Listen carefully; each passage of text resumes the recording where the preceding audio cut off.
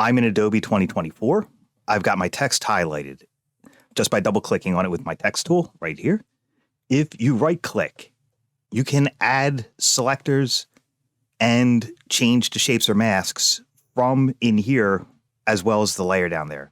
So I could add a wiggly expression and that'll work without even having to dive into down here. One thing I want to go over is that the alpha settings are working better now. So if you go to composition, add to render queue, and if I wanted to render this with alpha, right here is show your transparency right there. So this is all transparent. That's my alpha. I go to my render queue. I'm going to click on the word high quality in blue. Here's my QuickTime. Now you'll notice in the drop down, you got red, green, blue plus alpha, not red, green, blue and alpha.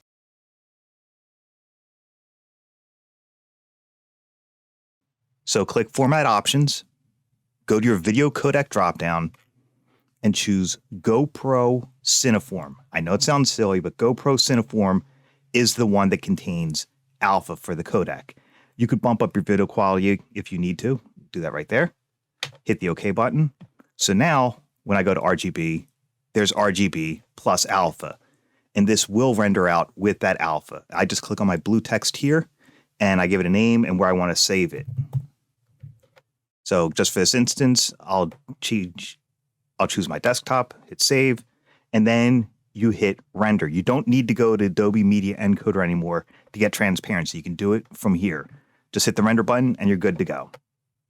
Okay, so the rest of this video is going to be based off of workflow.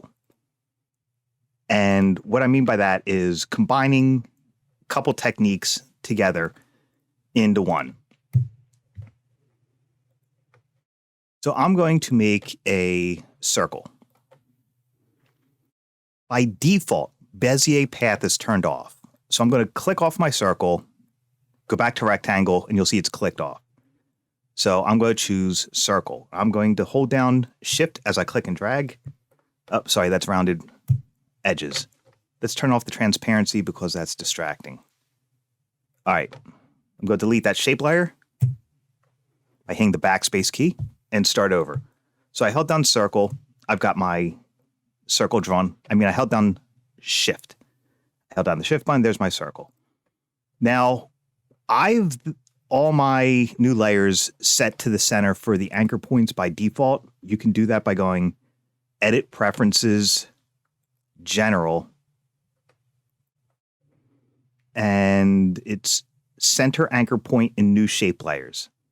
So you can do that there. Or if you hold down the Command or Control key and you double click on your pan behind tool, that'll change your anchor point to the center. So if it's over here and I hold down Control or Command and I double click, it's probably Control on a Mac, but you hold down Control, double click, and it's there.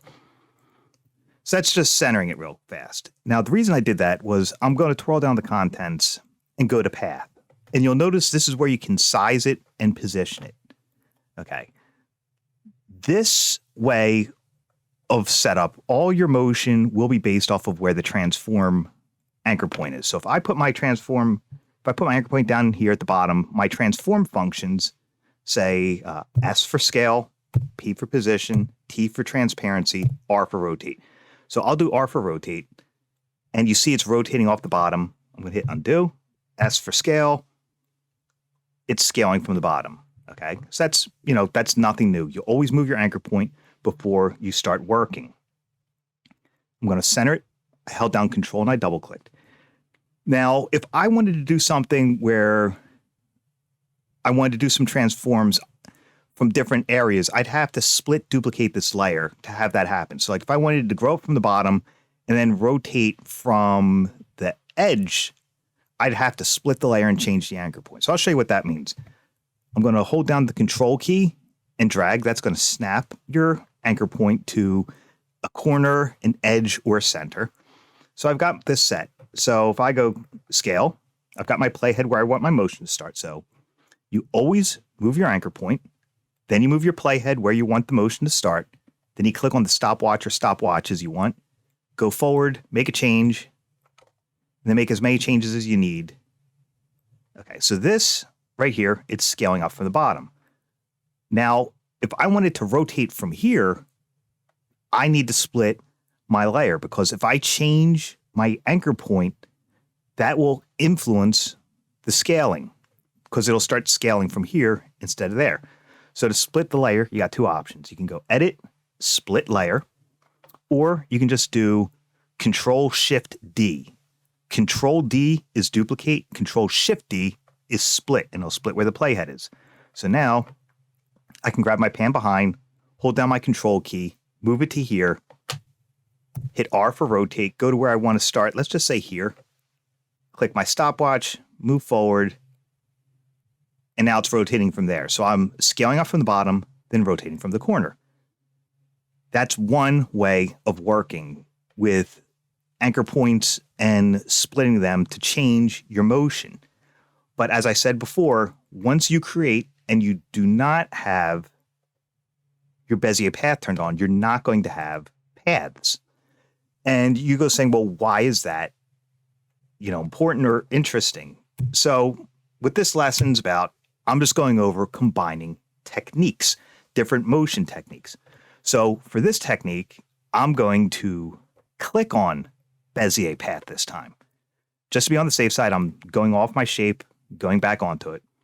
So now when I make my shape, let's get rid of my title safe, just so it's not distracting.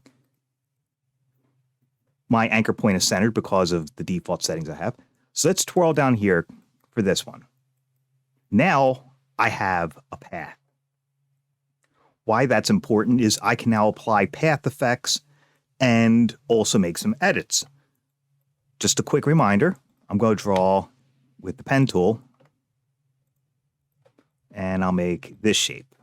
So I'm going to get rid of my fill by clicking the word fill, not the color, the word fill, getting rid of the fill there, then clicking on the word stroke, giving it a solid stroke, to make it a little bit thicker. So paths are helpful to have with your shape objects because you can animate them. And when I say animate them, I mean click on my stopwatch, move it to where I want.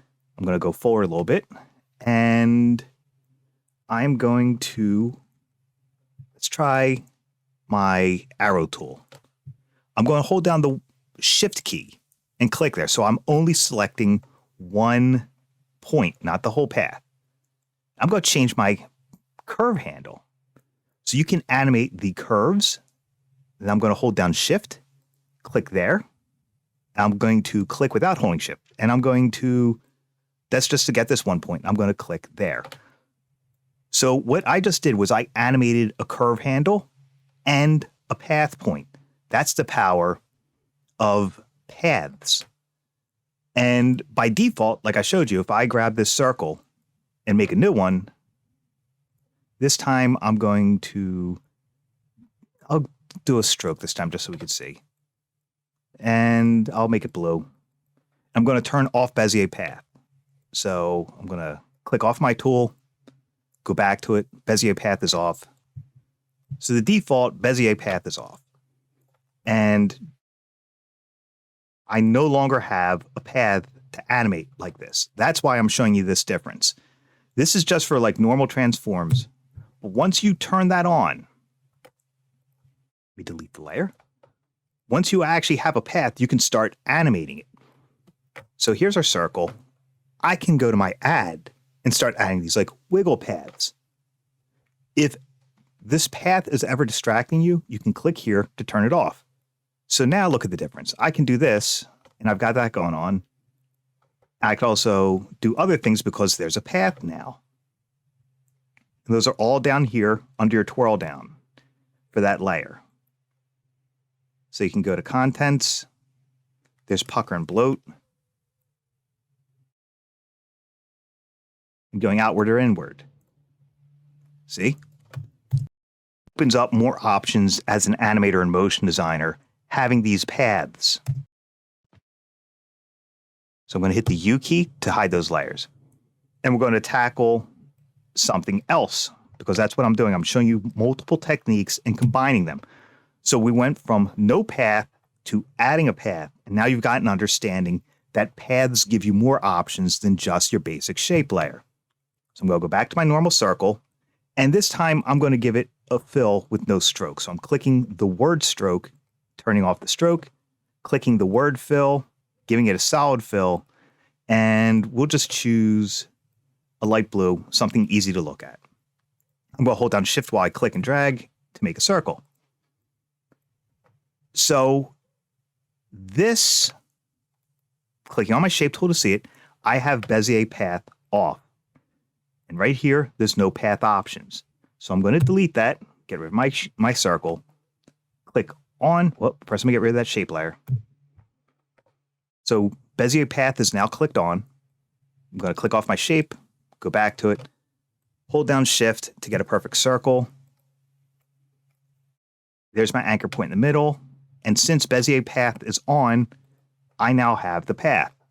So this gives me all the path shapes plus the perfect geometry of a circle. That's why this is useful for getting some fast shapes and some interesting motion. As I showed you before, you can animate a path, whereas you can't do that with the other shapes. All right, so I showed you the manual way of animating a path. Now let's do something more interesting. So I twirled open my shape layer. I twirled down the contents. Now I'm going to click on the word path. You have to have the word path selected for this next step. Some of you may see where this is going. If you go to the window, down at the bottom is create nulls from paths. So if I click on this, you've got three options: points follow nulls, nulls follow points, or trace path. If I do trace path, it'll animate a null around this object. So for instance, like an atom, like the circle of an atom spinning around, you'd use trace path and parent let me just show you that. So I'm going to delete this. I'm going to make an oval. I'm going to give it no fill. Hit OK. Give it a stroke. Hit the word stroke. Give it a solid. And I'll make it a little bit thinner just so we can see what we're doing. Okay, so here's my ring. And I want this skewed on an axis. And right away you can see there's my paths because I've got Bezier path turned on. Toggle switches and modes. These are my modes. There's the word mode. I hit switches and modes. These are my switches. Again, modes, that's for doing blending modes and parenting and alpha mats. Switches, this is for 3D enabling layers, adding motion blur. I'm going to 3D enable. So I click the square for that layer. And right away you see this. I'm going to go to my shape layer tool. Actually, you know what? Let's try the shape tool. No, actually, with my... Let's try the shape, yeah. Nope, undo. Click here. This is the gimbal. The anchor point turns into a 3D gimbal. And by clicking on the axes I want, like right there, I'm rotating on that axis. So I've got some dimensionality. Let's tilt it a little bit just for the fun of it. Like that. I'm just clicking on it. Or you could hit R and do it here by hovering over and clicking and dragging. That's another fast way of doing it. So this is roughly what we're looking for. So if I go, nope, I'm getting ahead of myself. Go back to my contents, my path, click on the word path of the stopwatch. Now I can go window, create nulls from paths. I'm going to do trace path. There's my anchor point. And when I scrub, you see the anchor will loop around. So if I hit the U key, here's my, right here, click, I twirl down to get to the expression.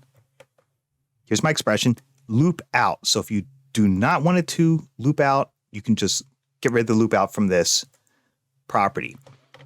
So now if I click off my layer to create a new shape, because if I'm selected on it, that shape will be inside this layer. We don't want that. I want another layer. So I'm just going to hold down Shift. Let's give this a fill. So I'm going to go no stroke, click the word fill, give it a fill. And I'm just going to eyeball this. I'm roughly going to put it there. So I want this, I'll call this orb. I want this orb to follow the null. That's done through parenting. So I select my orb. I could use my pick whip over here or my drop down. If I pick whip, I just pick whip to that or the null, or I do it through here. So now we've got that motion where this is following that. That's one of the benefits of paths. This was a fast animation for me to do. So I could keep duplicating this and just watch my parenting, and I could get that complex atom shape animation very quickly. That is, so to get to that menu again, you've got to click on the word path. It's window, create nulls from paths, and I did trace path.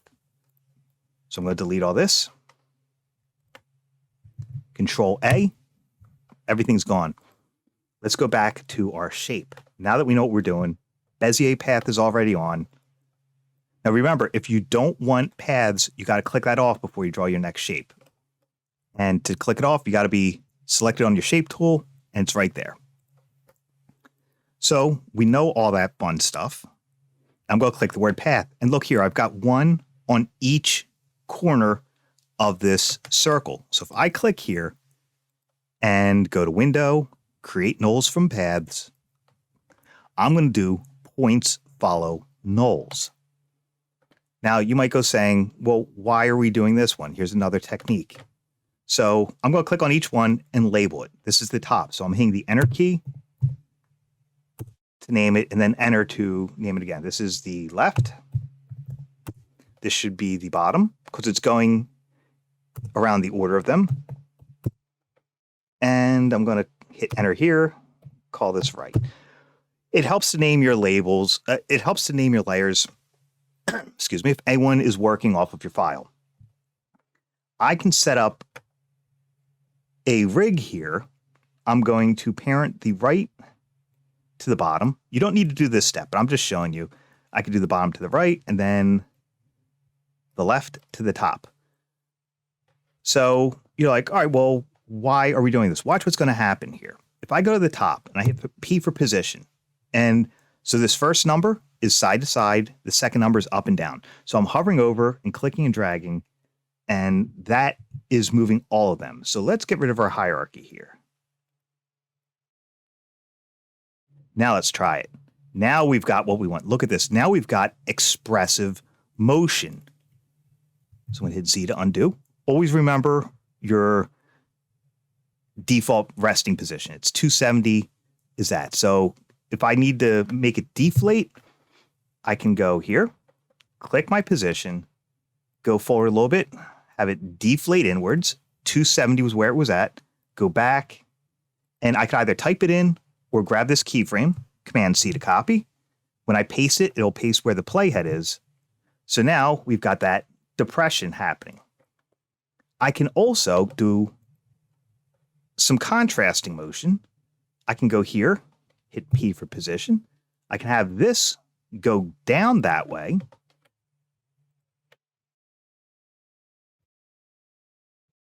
So I should have, let me hit undo. 810 is my default. So I'm going to click here, go down a little bit with it, and then a little bit past here, copy that first keyframe, Command C, paste where the playhead is. So now it looks like something's passing through it.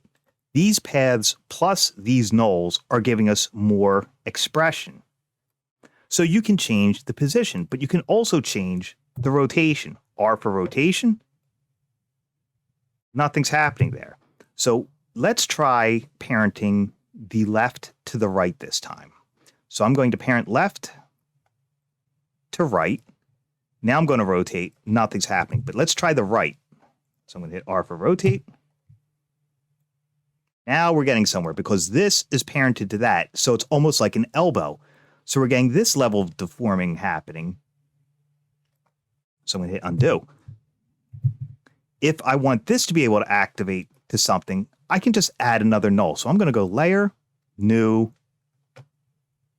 null object, and I can move this wherever I want. And I'm going to call this one my controller. I hit the enter key, and I hit it again.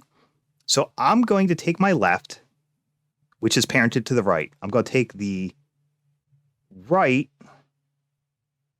and parent that to the controller. I'm going to parent everything to the controller, actually. Let's go top to the controller. Left is going to stay. Let's try the controller. Bottom controller, right controller. So now let's try our rotate with the left again. So I'm going to have this come down, and then I'm going to start animating my left. So I'm going to click here, go forward a little bit. That's not working. Let's try our right. That's not working either. We need it hardwired. So I'm going to parent the left to the right and the right to the controller. Let's see what happens now. Nope. Okay. And we'll parent the right to nothing. Now we'll try the left again. Nope. So let's try the right. Now the right is working because it's not parented. So let's try the controller one more time. And let's see what happens. Now we're still getting that bend, and it's parented to the controller. Now you might go saying, why do I care about this being parented to the controller? Let's try P for position on our shape. If I go P for position and I just move, look what happens. The anchor point moves, but not the shape. So let's put the shape to the controller, hit P. Now our shape is moving, plus all of our nulls are following it. So if I click here, move forward, and then move to the side, we get a sideways motion with all of those transforms happening, and the paths and the points and the nulls all stay together. So now I'm going to hit rotate on right, go up a little, and then back down. And our positions and our rotations work as well as all that. So this format, you get far more transforms and the ability to do squash and stretches without having to worry about your anchor point, and also getting some creativity behind it. I'll show you what I mean by that. Like, I'm going to create a new sequence here. I'm going to do a rectangle. Here's my rectangle. The paths are still on. So I'm going to have paths. And I'm going to go window, create nulls from paths. Points follow nulls. So now those are all there. And I'm going to parent these together. So I'm just going to go parent that to that, that to that, and this to that.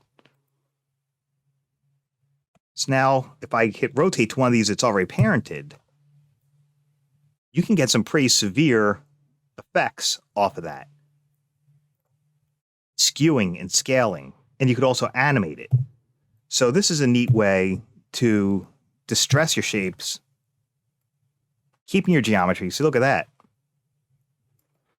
So you can actually do this to fake some 3D and perspective changes while still having a 2D workflow and a quick render time. So this was just a short little video because it's been a little while. And this idea came to me because I'm in the process of relearning Blender. And in Blender, they have controller rigs where there's squash and stretch at the top of the object. And I'm like, I like that. That gives you a lot of flexibility. So I came up with a way of doing that in After Effects through this, points and nulls and anchoring and parenting. So hopefully you found that helpful, and the little walkthrough on how they fix the render issues for transparency. And everyone stay safe and have a great Thanksgiving. And I'll be making some content sporadically here and there. So, just check the channel for updates and have a great one.